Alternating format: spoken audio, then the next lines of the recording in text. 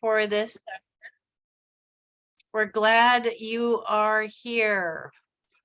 Welcome tonight. My name is Reverend Marcy Scott Weiss. I'm the senior pastor at Magnolia United Church of Christ, and we are glad you are here tonight joining us for our November Learning Forum.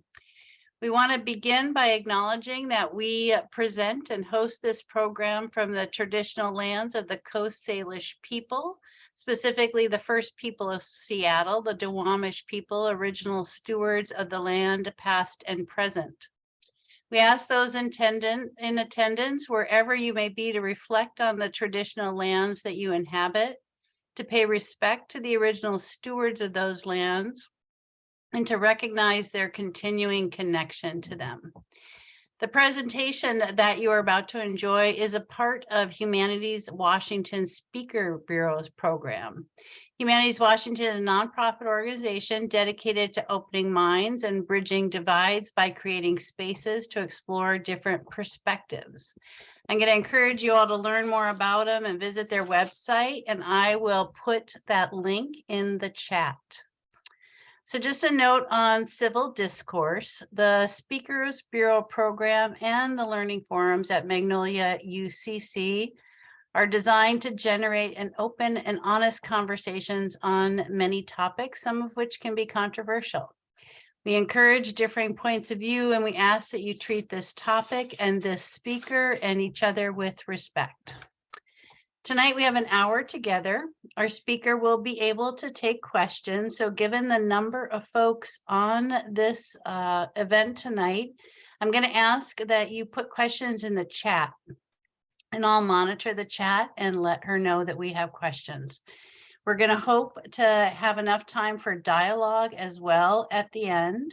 You all will be muted during the presentation, and then hopefully if we have some dialogue, we'll unmute everybody. Tonight, we are honored to welcome BJ Cummings. BJ founded the Duwamish River Cleanup Coalition and manages community engagement for the University of Washington's Superfund Research Program. She's the author of The River That Made Seattle, A Natural and Human History of the Duwamish. And she was awarded the River Network's National River Hero Award for her work leading community-based cleanup and restoration of the Duwamish River. So I want to welcome you all and welcome our esteemed speaker tonight, BJ Cummings. Thank you so, excuse me, thank you so much, Marcy, and hi, everybody. I have let Marcy know, and I'll let you all know as well, that I'm actually a little under the weather this evening, so I apologize in advance for any hoarse throat or intermittent coughing. It's beyond my control. And I also just want to thank you for welcoming me here tonight, and also to extend my gratitude and my acknowledgements to the Duwamish tribe for hosting all of us here in the greater Seattle area on their traditional indigenous lands. And I'm here with you tonight because after 25 plus years now working on the Duwamish River and with its people, native, immigrant, recreational, industrial, and other river dependent communities, I've become a bit of a river junkie. The Duwamish has really worked its way deep into my heart. And I'm guessing that for some of you, a river, bay, creek near where you grew up or where you live now may also be like that. Puget Sound, right? So I really would like to just start there, getting a little bit of an understanding of your own relationship with your home waters. So we have the chat available, and I'd love it if a few of you could take advantage of that chat and just share with the rest of us two things: the name of a water body that you associate closely with, it could be where you were born or where you live now, and just a word, a single word that for you captures its character or how it makes you feel.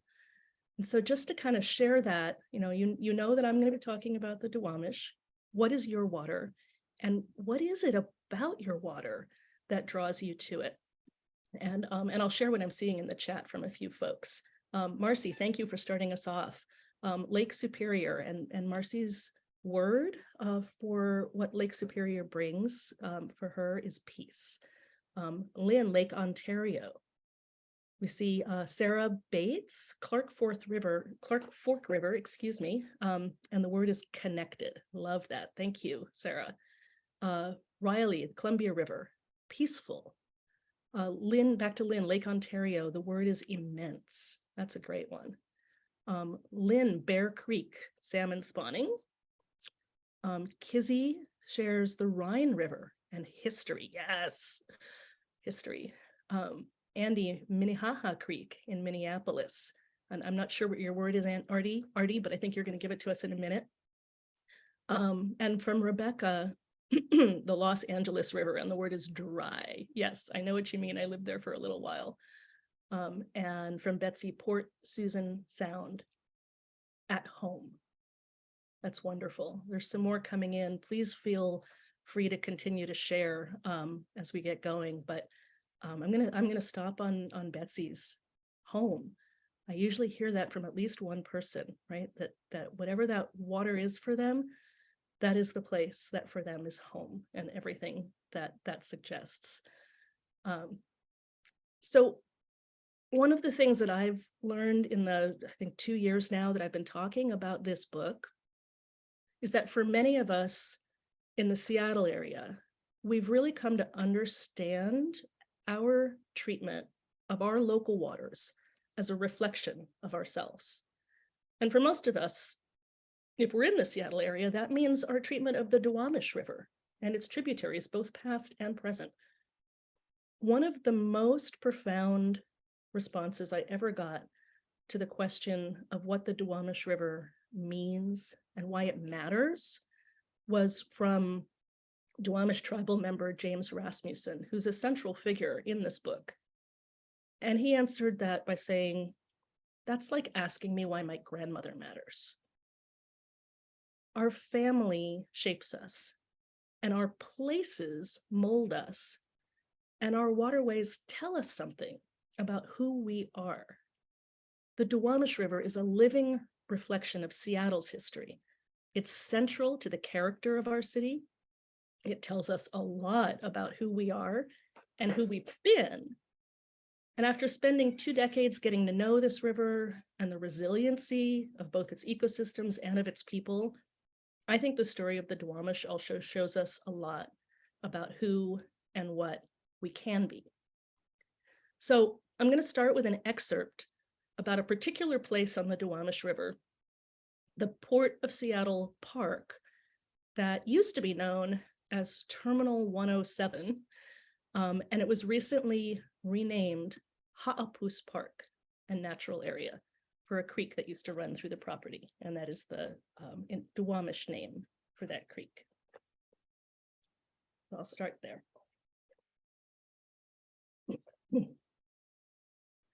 A bulldozer was churning up the ground where Cecile Maxwell's ancestral village had once stood. Maxwell, the great-great-grandniece of Chief Seattle and the new chairwoman of the Duwamish tribe, had been visiting the site upriver of the West Seattle Bridge often. In the months leading up to this day, in early July 1976, she had frequently talked with the archaeology students who were sifting through carefully excavated bores of black dirt speckled with shell and bone fragments.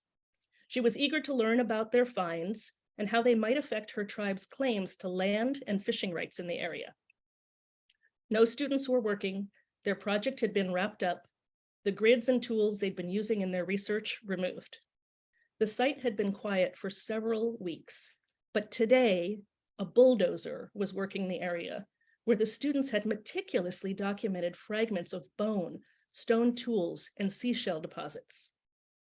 Alarmed, Maxwell hurried back to her office and dialed the number for the Army Corps of Engineers. The previous fall, the Army Corps had sent Maxwell a letter notifying her that they'd found evidence of a tribal settlement on land owned by the Port of Seattle. The Corps' district archaeologist, David Munsell, had been reviewing an application from the port for a permit to fill a riverbend that was left behind when the Duwamish waterway was constructed more than half a century earlier. The remnant branched sharply off the deep, straight shipping canal and looped west before arcing back to rejoin the constructed waterway half a mile downriver, or a full mile along the meander formed by the natural river bend. The port's permit application was routine, but a new state Washington law declared a state interest in protecting archaeological resources for their historical and scientific value. The Corps of Engineers had never examined any Duwamish River sites for their archaeological value before, but the port's Terminal 107 property, which sat along the remnant stretch of river, was right across the channel from Munsell's office. He could see it from the windows of the Army Corps building. So with the application in hand, he drove across the West Seattle Bridge to take a look. Munsell passed the Seaboard Lumber Mill before turning into a small lot at Terminal 107. He parked his car and walked to a cluster of houses in the process of being demolished. To prepare for developing the property, the port was evicting the occupants of an entire neighborhood of modest homes that stretched along the river bend. Some of the houses had already been removed, their shallow foundation pits exposed. Peering down at the exposed layers of earth in one of the pits, Munsell immediately knew that he would not be approving the port's application. A swath of exposed shell and bone fragments more than a foot deep cut across the face of the dirt, a classic midden or disposal ground, commonly associated with prehistoric villages. The Port of Seattle's Terminal 107 had archaeological resources in abundance, lying bare for all to see.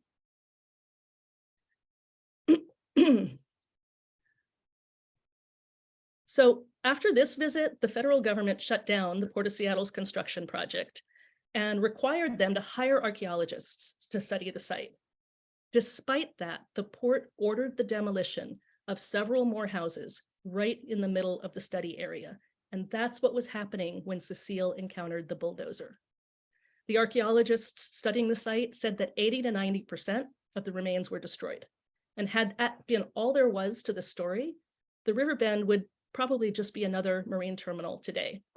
But fortunately, that's not all there was to the story. And with that background, I'm gonna read another excerpt to tell you about one of my own first visits to the river.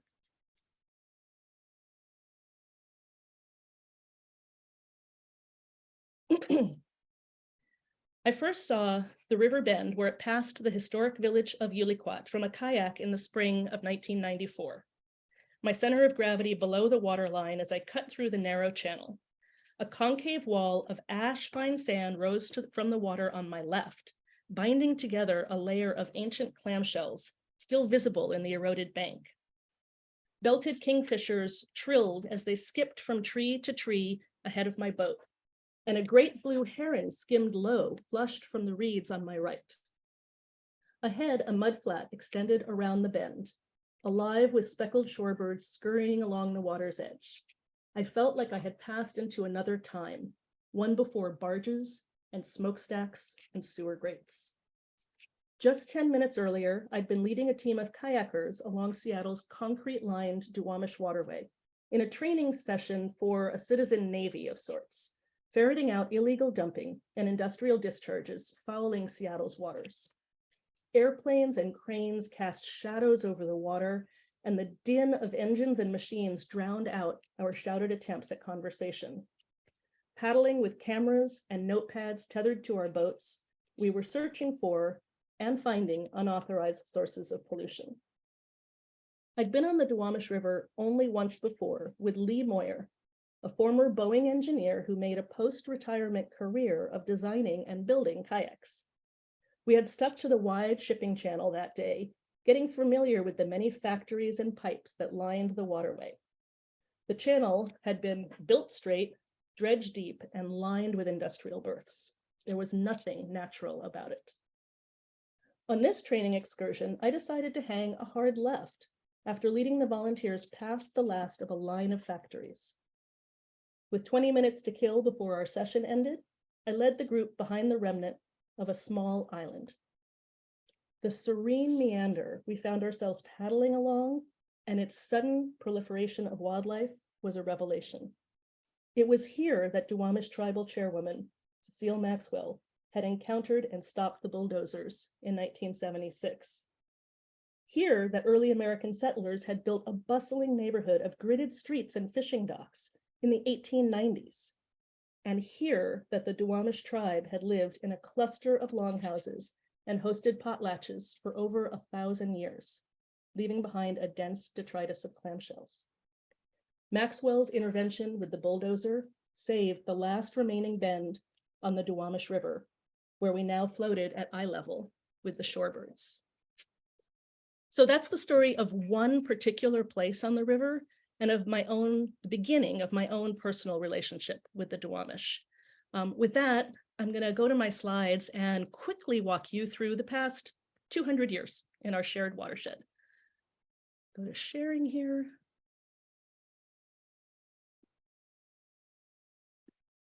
Everyone see the cover slide there? I'm going to assume yes, unless I hear a shout.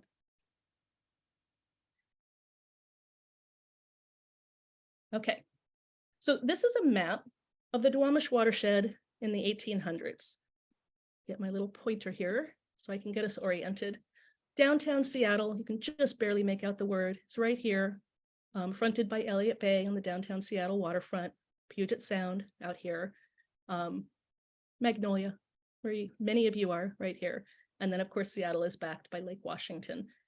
Everything you see in blue on this map is part of the original Duwamish watershed.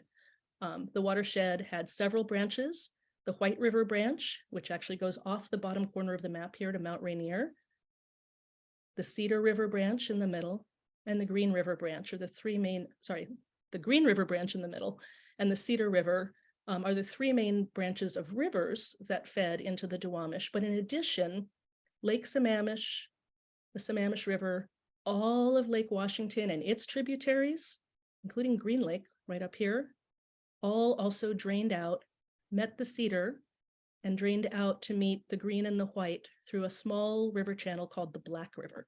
Everything from that point down is the Duwamish, all part of the Duwamish watershed, but the different parts of the river had different names. So this is not the watershed we have today. Get to my clicker here. We started making some changes shortly after colonial settlement. One of the first changes was in 1898, when a group of flood-weary farmers in this area right here, which today is known as Auburn, decided that they could dynamite the southernmost White River away from their farms and down the narrow Stuck River channel to the Puyallup River and out to Commencement Bay. This change became permanent in 1906 and enforced by armed guards from King County who patrolled its banks so that the farmers wouldn't dynamite it back. When that happened, the connecting portion of the White River before it met the Green disappeared, leaving what's now the town of Auburn dry. Other changes were being made around the same time. The Cedar River, just before it met the growing settlement of Renton up in here, was channelized around the city of Renton into Lake Washington before it flowed back out to rejoin the Black.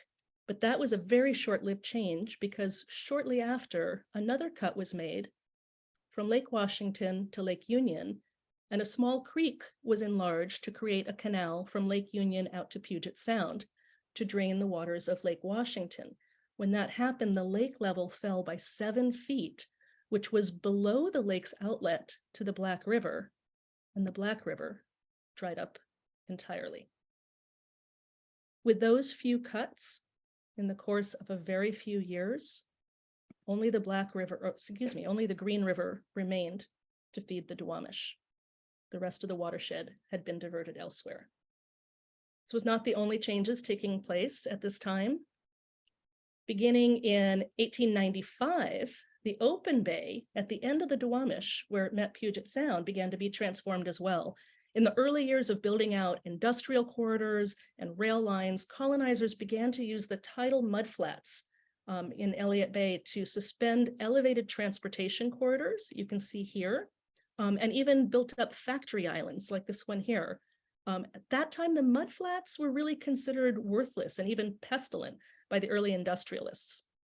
One of them, an industrial booster by the name of Eugene Semple, who created Harbor Island and its flanking waterways, boasted about his work filling in the tidelands by writing, quote, "On this land will be founded the major portion of the manufacturing industries of the city by making solid and substantial land where formerly there was only water, the rising and falling of the tides, and occasionally bare and unsightly mudflats, which were a menace to the health of the dwellers on the adjacent dry lands."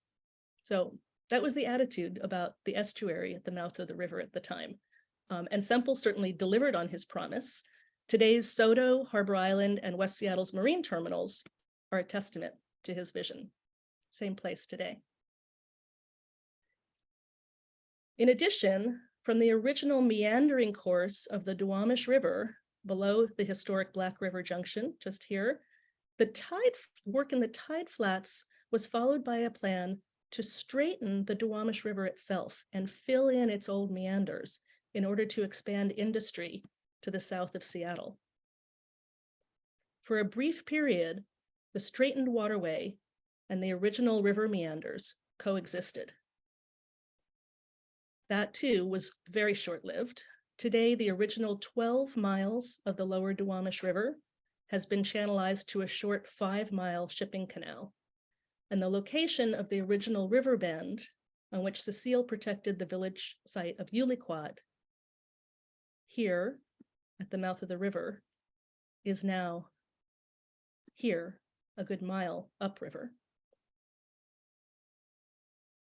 Once at the mouth of the river delta, the village site, mile upriver of the constructed end of the shipping canal and its surrounded built-up industrial lands, is the protected area that followed her stoppage of the bulldozer. To put the contemporary Duwamish River in better perspective, I'm going to give you a little virtual tour of one of the original historic reaches of the Duwamish watershed. And I need to switch over to do that. Bear with me.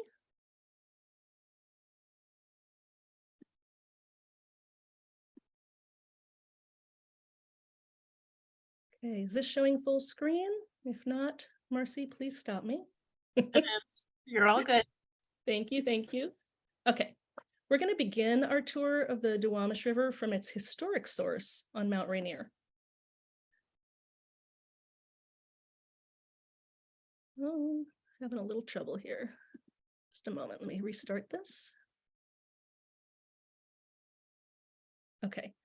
The farthest reaching branch of the historic Duwamish River watershed originates from ice caves at the base of Mount Rainier's Emmons Glacier, the United States' largest glacier, at an elevation of about 5,000 feet. This is the origin of the White River, which was later severed from and redirected away from the Duwamish watershed. The White River flows from the ice caves buried under the rock debris from a 1963 avalanche that now covers the lower portion of the glacier. And it cascades down Mount Rainier to the junction with the Greenwater River in the small town called Greenwater. The Greenwater River itself originates at Natchez Pass, which is where the colonists' first wagon trains crossed the Cascade Range. The river then continues to flow west past Muckleshoot Prairie to the current city of Auburn, which is where it was diverted south away from the farmland that once lined the river's floodplains by those early settler farmers armed with dynamite who blasted a new path for the river. It now flows down the narrow Stuck Valley to the Puyallup River and into Puget Sound at Commencement Bay, 10 miles away. But following the White River's original path through the now dry city of Auburn, we come to its historic junction with the Green River, which once flowed into the White here as one of those several river branches comprising the watershed. Today, the Green River is the only surviving branch feeding the Duwamish.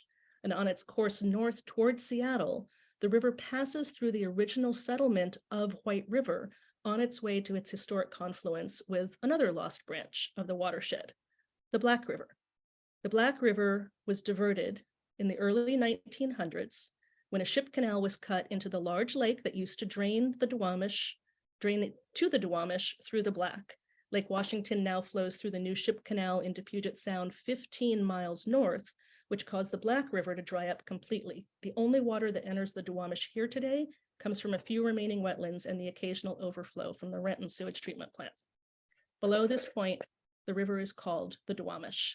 5 miles on, we meet the beginning of the constructed canal that replaced the river's original meanders. Built to accommodate industrial expansion and completed in 1920, the canal runs past the historic neighborhood of South Park and is lined with industry. Here, the Boeing Airplane Company's plant number 2 can be seen in the foreground. Across the river from South Park on the Boeing side, the industrial residential fence-line community of Georgetown is where Seattle's very first white settlers claimed lands on the banks of the river, in the midst of dozens of the Duwamish tribe's longhouses and the heart of their traditional homelands. Only one original river bend remains on the lower Duwamish River, at the historic Duwamish village of Uliquat. Here, that discovery of a prehistoric tribal village in the 1970s stopped the Port of Seattle's bulldozers from filling in the river's last bend in order to build one more marine terminal. This used to be the mouth of the river, opening up onto open water and tide flats. All of the land downriver of Uliquat is constructed land, built for shipping and industry. The center here is the island, the historic Harbor Island, which was the largest man-made island in the world at the time that it was built. And on the far side of Harbor Island, the Duwamish enters Elliott Bay in Puget Sound on the downtown Seattle waterfront.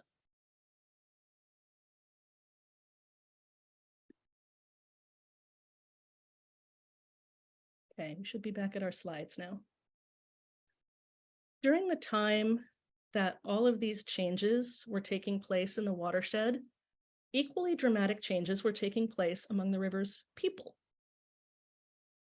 White colonial settlement turned the watershed's social landscape upside down, and I want to introduce you to one of the families who kept meticulous records of what has happened to them in the 7 generations that have passed since white settlement.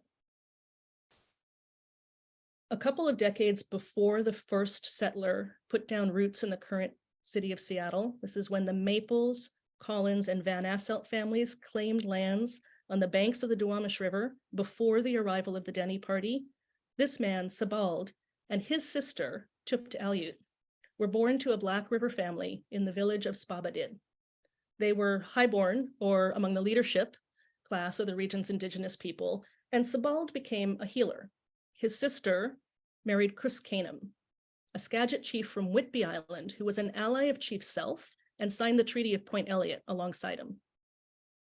Canham and Tupt Aleut had 2 daughters, and Sebald became known as Dr. Jack, or Uncle Jack, to his family. Canham and Tupt Aleut's daughter, Keolitsa, moved back from Whitby Island to her mother's ancestral village of Spabadid on the Black River, just as white pioneers were beginning to settle in their homelands. Her family's oral history says that she was then kidnapped by the Yakima and later escaped using a canoe and a paddle that she stole to make her way back home. She married a white pioneer, Dr. Reuben Bigelow, who opened the region's very first coal mine. And after he died, she married another settler, and her family moved to Vashon Island. Their first daughter, Nellie, was among the Puget Sound area's very first generation of mixed native settler children. As a teenager, she returned from Vashon to the Seattle area and wound up working in the home of Judge Thomas Burke. He was an attorney and a railroad booster whose name you probably know, memorialized in the Burke Museum on the UW campus, the Burke Building downtown, the Burke-Gilman Trail, which follows the course of the railroad that he helped build.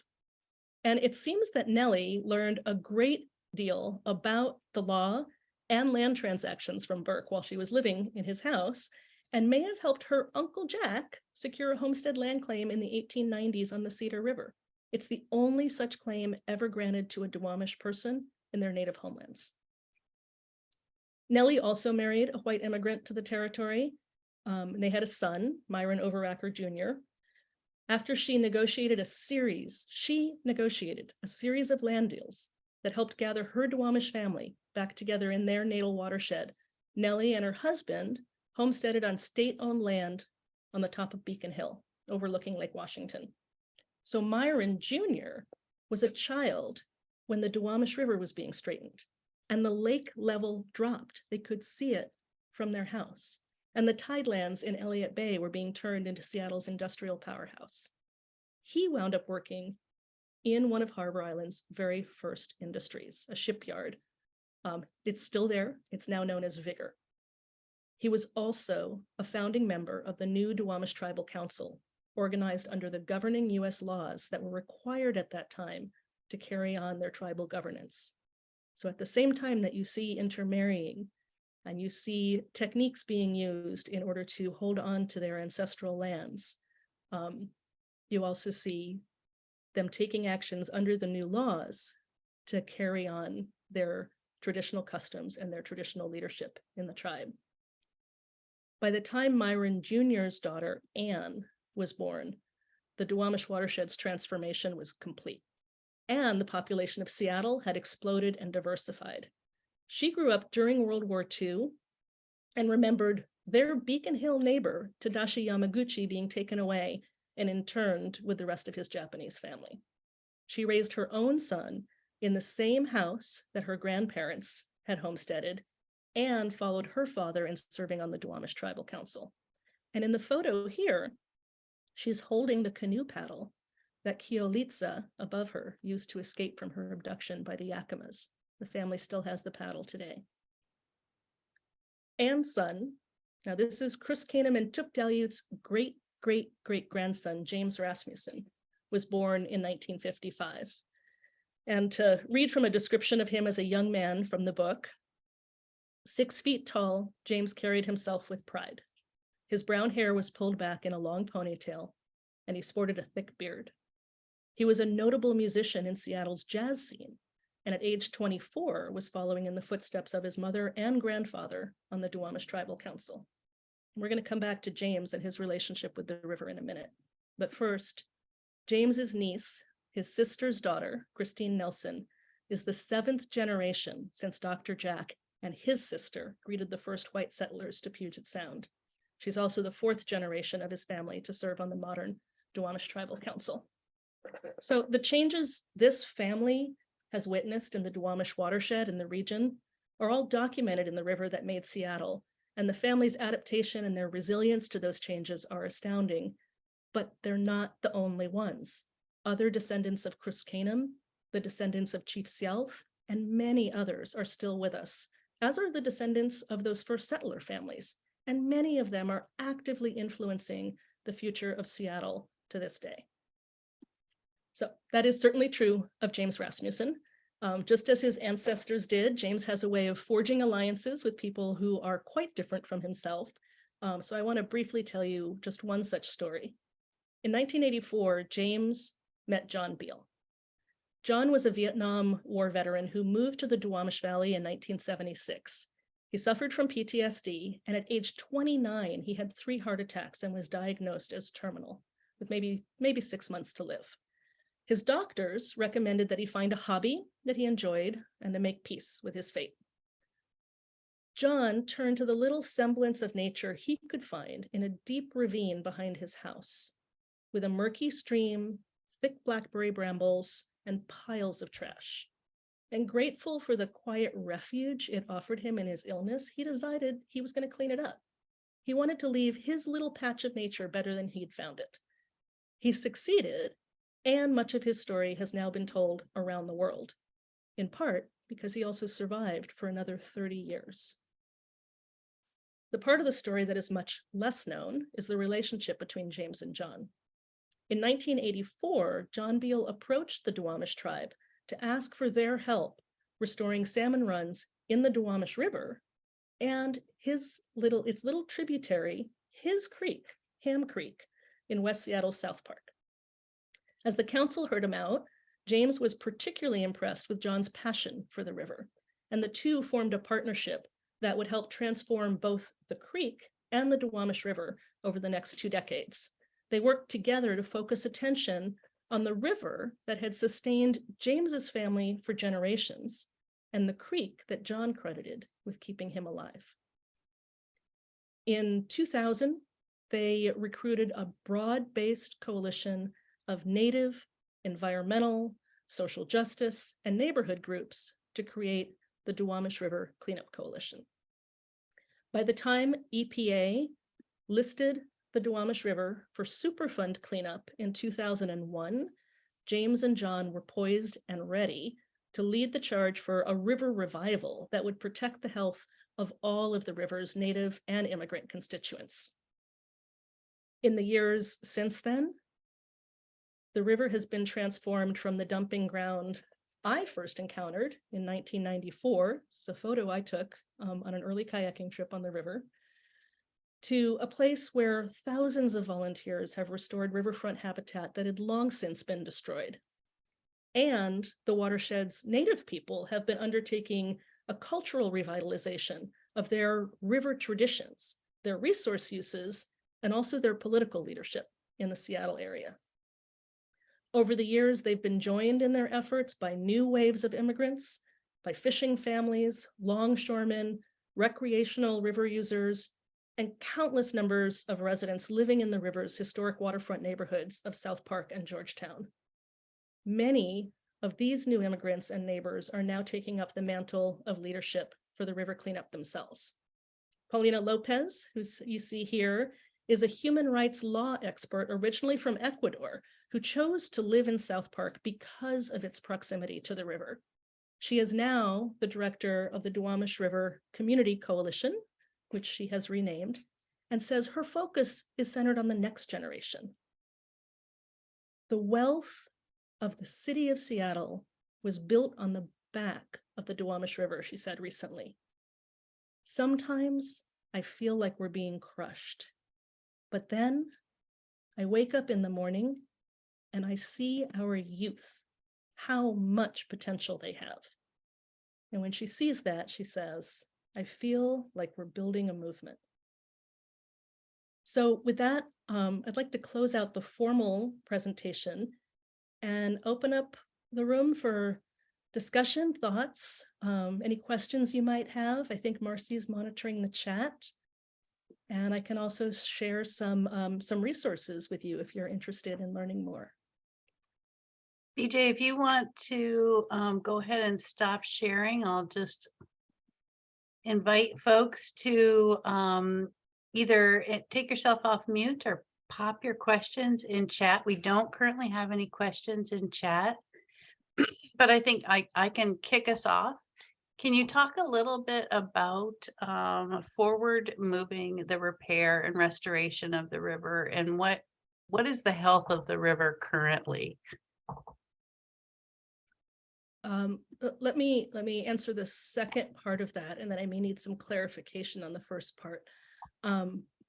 We are now more than 20 years into the Superfund cleanup process. And for folks who aren't familiar, Superfund is our national law governing cleanup of the nation's worst toxic waste sites. So in order to get on the Superfund list, you've got its EPA, Environmental Protection Agency, needs to determine that you are one of the most hazardous toxic waste sites in the country. So the Duwamish River qualifies.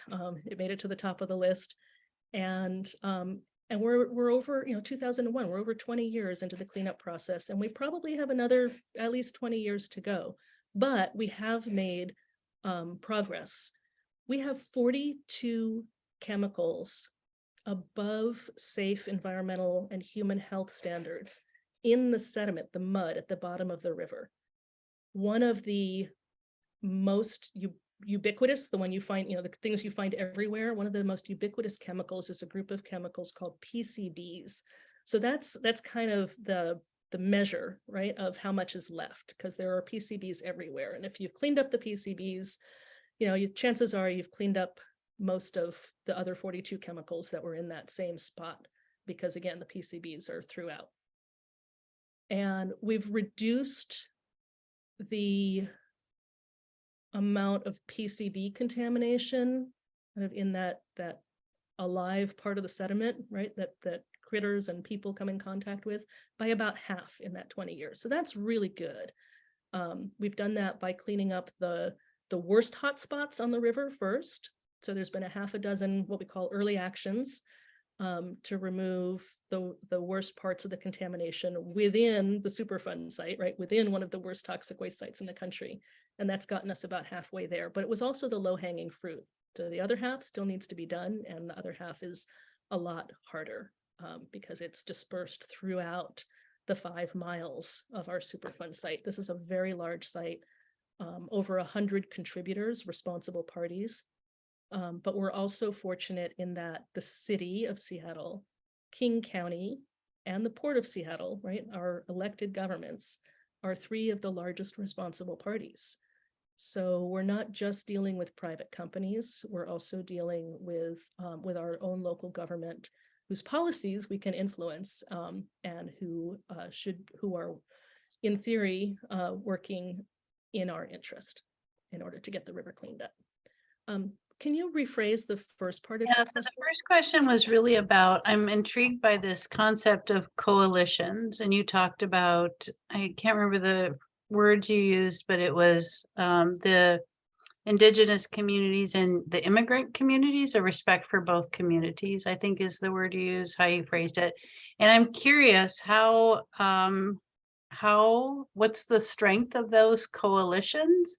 And also, are there any of, you talked about the government participants that are the polluters, but what about the organizations, the companies, the industrial components? Are they part of the coalition? Are they part of the solution? They are certainly part of the solution. They are not part of the coalition. So the way the way that the Superfund cleanup law and process works is this was designed as a polluter pays law. So the idea is that if you are responsible for causing the pollution, or own the land, that the pollution originates from, then you are responsible for cleaning it up. And on the Duwamish, this was created as industrial land. It was created as industrial land by city, county, port interests. The port owns most of the land along the river, and the city and the county also own and operate the sewer and stormwater systems that have caused a lot of the pollution in the river. So our city, county, and port are responsible parties, along with many of those industries along the river. They all have a formal role in the Superfund cleanup. It's overseen by the Environmental Protection Agency, so by a federal agency, and then the responsible parties pay for the cleanup. And there's a couple of different ways they can do that, but suffice to say, they're paying directly, kind of out of pocket, if you will, right now, because there used to be a tax on polluting industries that hasn't existed for decades at this point. So it's more usually paid for directly. So they all have a formal role. Where's the community's role? Obviously, responsible parties are going to want to try to limit their liability. Again, fortunately, we have our local governments involved, and they have kind of competing interests, protecting the public health and welfare, in addition to limiting the cost to themselves. But many industries are also very much driven by keeping the cost down. So EPA has a process for recognizing a community advisory group that can try to help balance the scales a little bit. Obviously, those community-based groups don't have the funds or the resources that the responsible parties do, but they do have a voice. So in this case, Duwamish River Cleanup Coalition, James and John, as we talked about, brought together existing environmental groups in the area, existing social justice groups in the area. The Duwamish tribe itself was a founding member of the coalition. And so that coalition, I believe there are 10 members of that coalition at this point that are kind of organizations that are participating, form a community advisory group that is meant to advise EPA on the community's needs in the Superfund cleanup and advocate for the community. So advocate for the needs of the residents, the fishermen, the tribes, and really push for a health protective cleanup that, in their words, will make the Duwamish a river for all. So that's kind of how everybody fits together. Does that help? For explaining that. There are no questions in the chat, and I apologize to anybody who has a burning question that hasn't asked it, because I got another one and I'm going to monopolize. I'm curious about the health of the river for fish, salmon in particular. Can you speak a little about the status of the salmon in the river? Yes, I will tell you that some people find my description of the health of the salmon in particular to be controversial. And I'm happy to tell you who agrees and who doesn't agree. I'm happy to be transparent about all of that. But before talking about salmon, the most significant threat to anybody eating fish or shellfish from the river is from the resident seafood. And by resident seafood, what we mean is the non-migratory seafood, the fish and the shellfish that live their entire lives in the Duwamish River, which the salmon don't, right? The salmon are born upriver. They come down through the estuary. Depending on the species, they may spend a couple of weeks or a couple of months or even a full year in the Duwamish estuary before they go out to the ocean. And then they might spend 2, 3, 4 years in the ocean and come back. And then again, pass through the Duwamish estuary on their way back to their natal streams to spawn. So if you are not a salmon, if you are a resident fish or shellfish and you spend your entire life in the Duwamish River, those are the fish that the Department of Health has issued an advisory warning against eating even a single meal in your lifetime, meaning even a single meal of resident fish, seafood from the Duwamish could cause enough of an impact on your health that you should not eat any ever. So that's where the real health risk is. Now, Puget Sound wide, we have a health advisory that applies to our salmon, not just in the Duwamish. Statistically, you do see that there's higher levels of PCBs, that ubiquitous chemical that I mentioned, in salmon in the Duwamish and Commencement Bay estuaries and in the far South Sound, because they spend more time in Puget Sound in the far South Sound. But the advisory is Puget Sound wide, and it's for PCBs in our salmon. So there's not an advisory saying don't eat any, the way there is for the river's resident fish, but there are limits recommended for consumption of Puget Sound salmon. And what that limit is depends on what species of salmon it is. However, recently, the State Fish and Wildlife Department has been conducting research that seems to show, and this should be published in the next year, seems to show that the problem of PCBs throughout Puget Sound originates from the Duwamish. So even though salmon outside of the Duwamish also have that advisory, it seems that the main source of PCBs to all of Puget Sound comes from the Duwamish River and Duwamish and Harbor Island Superfund sites that at the mouth of the river. Ooh, I feel like you keep just dropping these little truth bombs that I did not know. On the other hand, we clean up the Duwamish. The impact is massive, right? The impact is massive. We cannot recover Puget Sound unless we clean up the Duwamish. And the good news is we are cleaning it up. And if we do it right, the potential for Puget Sound recovery becomes so much more attainable. I've got a couple in chat. I'm going to give you the first one. Now they're coming in fast. Two-part question. How'd you start building the coalition, and how did you build relationships that build relationships and trust? So I had the great honor of being asked by James and John and the other coalition members to be their coordinator, as they called it at the time, right? Because somebody needed to herd the cats and to really put structures in place where we could be effective as a coalition in getting our needs to EPA and seeing that those needs were honored. So while I didn't form the coalition initially, we did grow it and strengthen it during the time that I was there. And one of the most important additions, there were as I mentioned, there were environmental groups, I had worked for one of them, a group called Puget Soundkeeper, before starting Duwamish River Cleanup Coalition. There was the Duwamish Tribe, right? James was their spokesperson, and later director of the Duwamish River Cleanup Coalition. And some of the environmental groups like John's Little Creek Restoration Group were teeny tiny. Some of them were huge. People for Puget Sound was one of the big regional environmental groups at the time.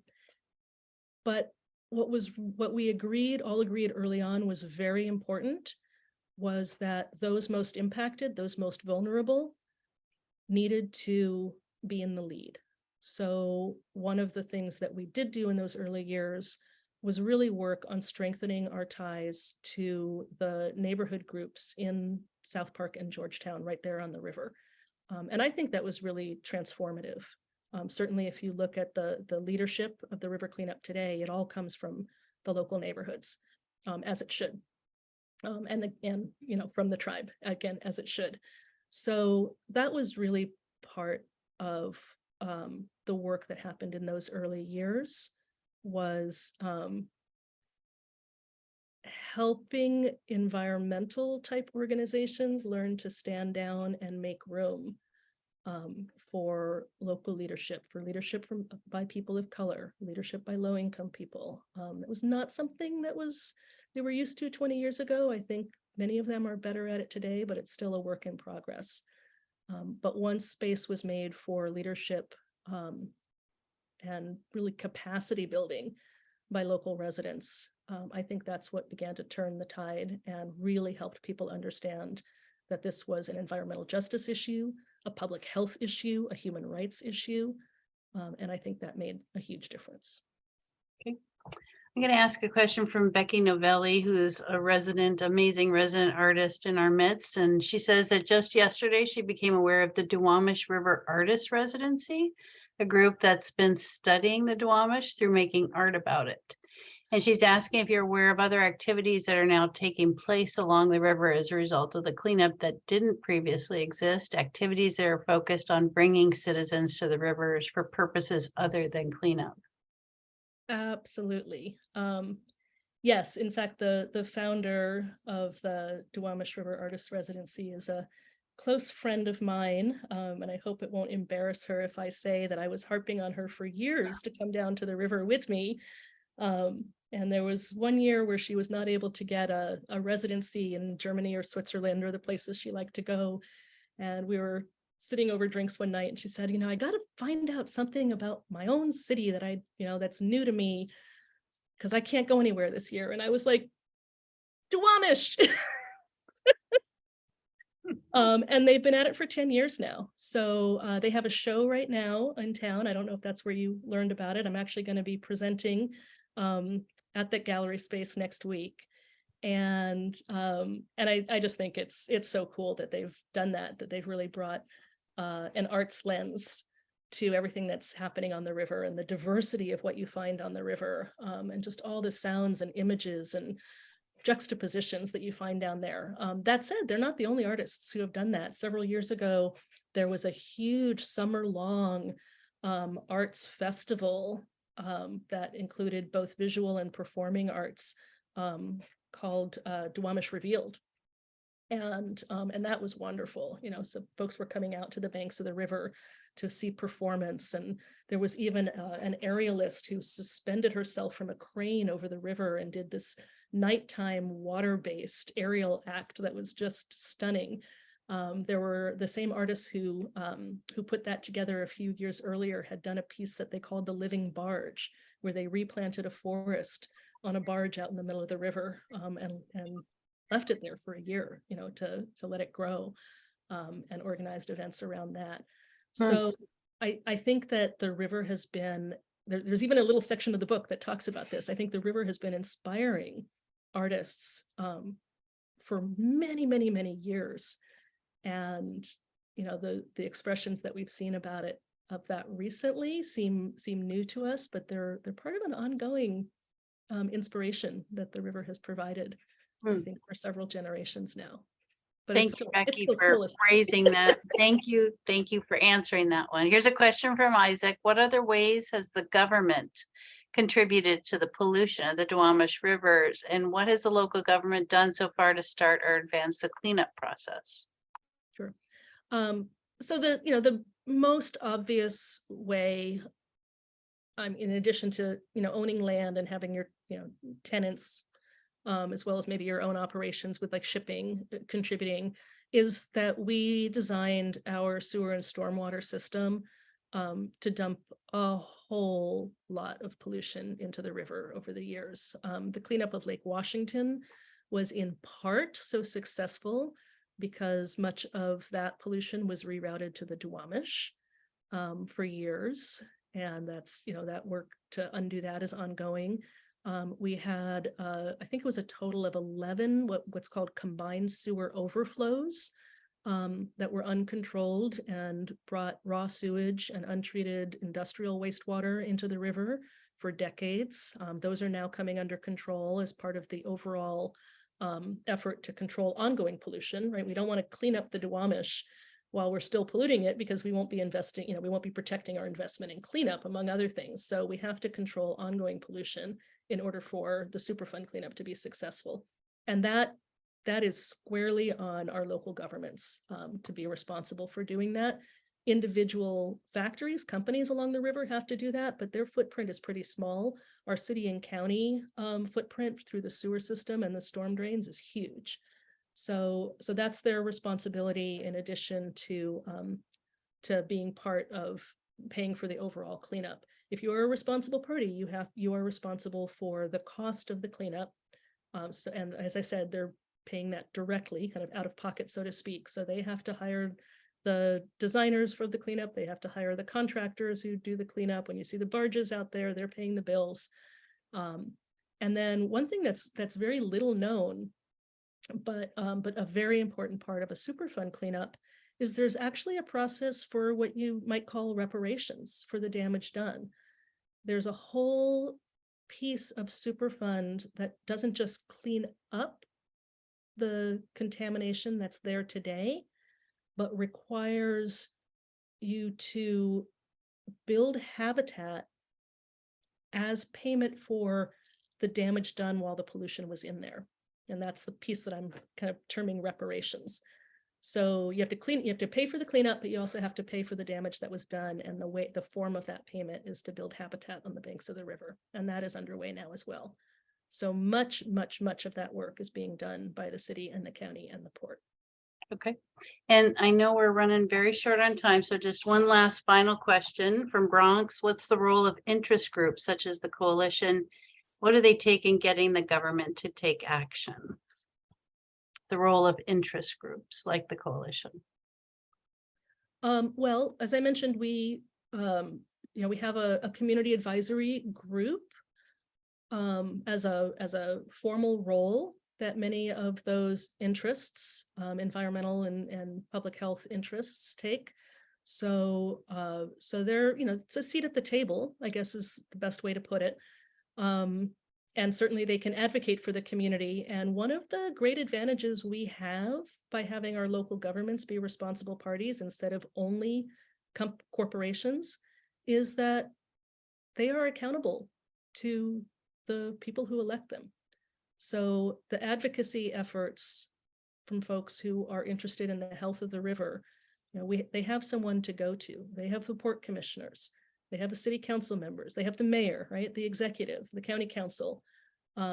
And those locally elected bodies are much more accountable to the local community than the federal government ever will be. So there have actually been instances where EPA has been willing to approve a less than health protective cleanup action, and the advocates, the interest groups, have been able to get those decisions reversed by local lobbying, city and county and port officials, who have then said, oh, sorry, EPA, you need to make us do better because these people elect us. So I'm not sure if that answers your question, but it does provide a fairly powerful way for the community advocates, the those who are directly impacted to have influence in this process. And we are at time, BJ, but any last words, anything you didn't get to say that you feel is important for this group to know? Well, I did put a few resources in the chat to the tribe, to the Community Coalition, Duwamish River Community Coalition, and my own website, Duwamish History. So if folks want to follow up and learn more, there's more information on all of those websites. And I see, Marcy, that you also added Duwamish Residency, the artist residency, to that list. So thank you so much. Thank you, BJ, for coming. It was a real honor to host you tonight. Thank you for everybody for your time and attention. It was wonderful to have you all here. What a great presentation. Thank you all and good night.